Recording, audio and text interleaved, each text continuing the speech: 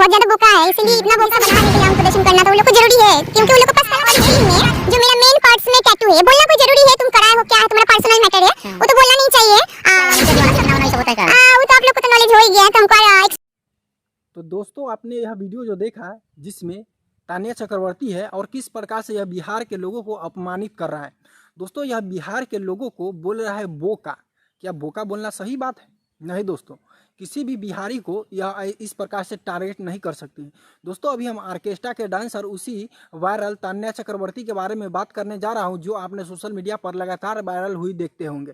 दोस्तों, इसका अब इंटरव्यू अभी हमने शुरू में चलाया है, जिसमें यह बोल रही है कि हमारे कुछ दर्शक जो है, जो इसको स्टेज शो देखने या ऑर्केस्ट्रा डांस देखने आते हैं, वो बोलते हैं कि तुम्हारे प्राइवेट पार्ट में भी टैटू हो सकती है। दोस्तों, इस प्रकार का यह खुद बोल रही है। तो अगर तुमने हाथ पर टैटू बनवाई है तो कहीं और पर भी टैटू बनवाई होगी, ऐसा तो जरूर बोलेगा, क्योंकि तुम लोग उसी प्रकार का लायक का किस्म का लोग हो।